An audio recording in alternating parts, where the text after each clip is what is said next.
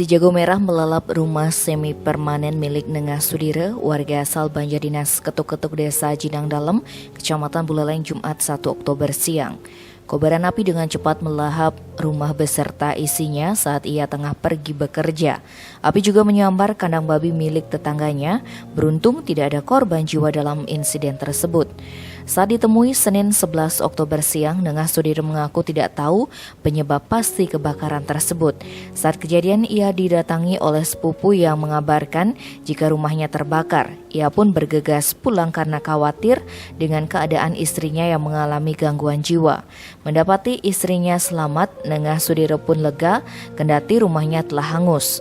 Sebelum peristiwa kebakaran terjadi, kata Sudire, ia sempat bermimpi diberikan ayam oleh mendiang kakeknya. Kini Nengah Sudire dan istrinya tinggal di rumah kakak pertama. Mirisnya, rumah yang ditempati saat ini jauh dari kata layak. Rumah beratap, genteng, dan berdinding kayu itu terlihat hampir roboh. Kepala Desa Jinang Dalem, Ketut Mas Budarmo menjelaskan, Nengah Sudire sudah tinggal di tempat tersebut 4 tahun belakangan. Tanah tersebut merupakan warisan dari leluhurnya. Ia juga mengaku warganya tersebut masuk dalam daftar keluarga penerima manfaat.